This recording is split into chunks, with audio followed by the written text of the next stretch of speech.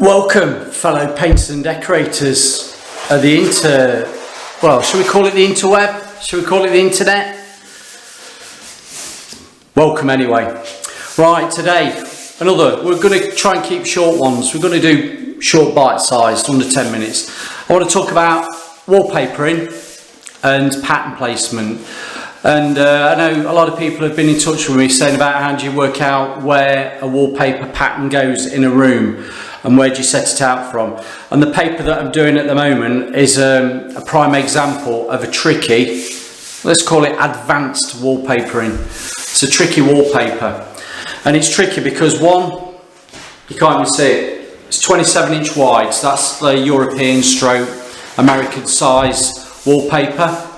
So it's 27-inch wide, but also the pattern match, the distance between the pattern repeat is 107 centimetres. Now it's half drop, so the pattern is then half that 107, and that's where the pattern staggers itself. Do you know what I mean? Are you following me on that? So you've got, let's call it 10 centimetres. So if you've got a pattern repeat of 10 centimetres, the actual pattern is halfway through on a half drop.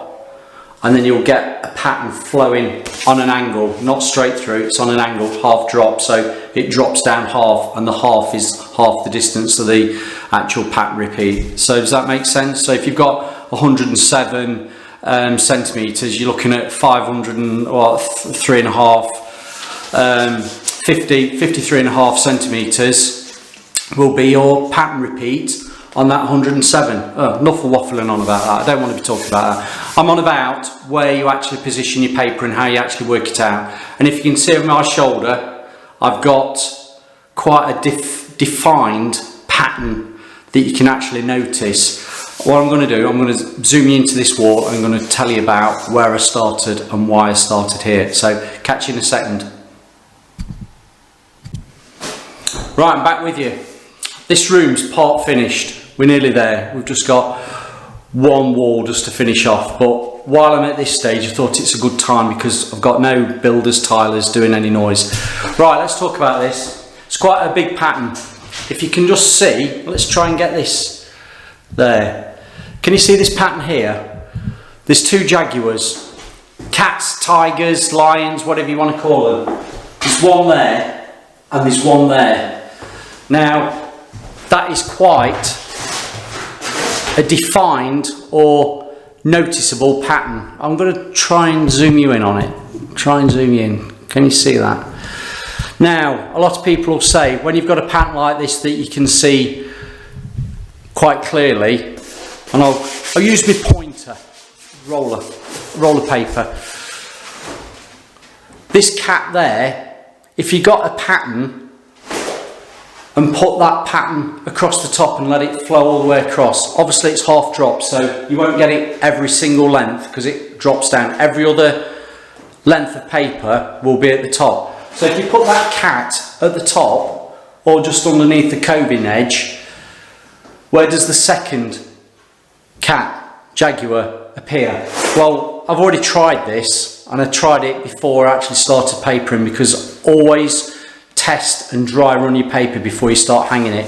Right, this jaguar, leopard, tiger, lion, whatever you want to call it, position there with a pattern repeat of 107, because it repeats at 107, positioned itself, well, just over halfway. But then the next pattern of that tiger, lion, cheetah, leopard was non-existent. You didn't even see it.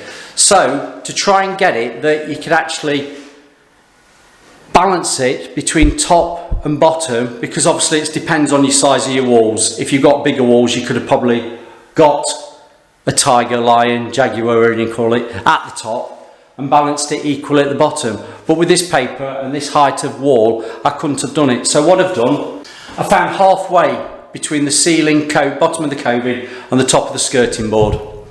I found halfway. I got the laser liner and I've got my goggles to help me with that. Got my laser liner. Let's try and zoom in. Got my laser liner halfway on that wall. Now what I did because the first length, and some people say, oh, don't hang your first length from there. I've hung the first length from that door frame, and I bring it in slightly, quarter of an inch, half an inch, to allow for any tolerance of that door frame running out. So the actual frame has the paper on it, slightly overlapped at the top by a fraction. Then the laser liner picks up on there, straight down.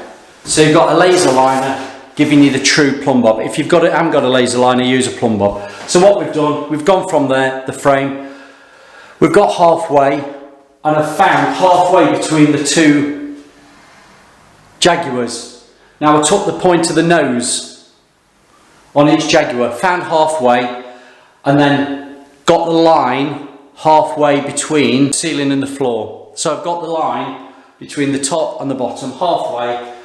So the distance between that and that, halfway, is halfway of the wall, top to bottom. And this way, and I know some people say, oh, you should have put the cat up at the top. No, this way, I have now equally going around the room two defined cats, tigers, lions, whatever you want to call them, going all the way around. Now, because it's half drop, I will then have a cat in the middle. So that cat there flows all the way around the room, halfway, and you'll see it. There you go, it's halfway, all the way back round. So doing it that way, I've got balance. Having one cat up there didn't balance me very nice with the room. So that is why I've done halfway between the two cats, halfway on the wall, hung from that one, worked all the way around. Now if you look at this room, it's very balanced, because up at the top, and I'll point this one out here, you've got up there, you have part of a cat, I'm calling it a cat, but at the bottom I've got the part of the cat that's missing. So where I've got part of a cat missing at the top, I've actually got it at the bottom. So literally all the way around this room is a balanced room for wallpapering.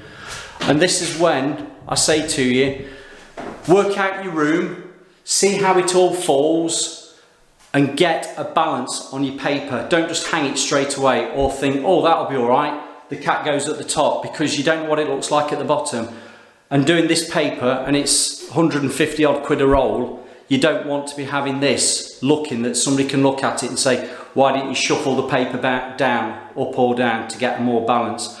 So I have actually balanced this. So anybody who says, why didn't you do it this way or that way? I've already tried it, I've already worked out what's the best. And this is the best for this paper. And it's balancing the two cats at eye level where the light switch is, because that's why I started there, working the way around the room. And that's why I've done it there. So hope that is plain and simple understanding of how to work out your paper for a room. Watching it go all the way around, it's very balanced. And that's all thanks to the laser liner as well. So over and out for now. Kept it under 10 minutes for you. See you on the next one. So to make it really simple, can you see how bold that Jaguar looks? And what I did, found the middle of the nose, went down 107 down, and that's where the middle of the nose is on the next one. Found halfway between, and then the halfway between on the paper is halfway between on the wall, and that's how you get your flow going all the way around. You could, if you wanted,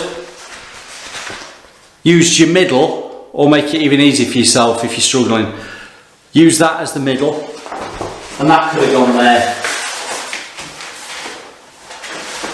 But I didn't want that. I didn't want to have a cat roughly where the light switch was. So that's why I balanced it and studied it. I've got a cat there and a cat there. And the distance between the two cats found me halfway between the room, and it flows all the way around. So is that understood? Have you understood it? Yeah, brilliant.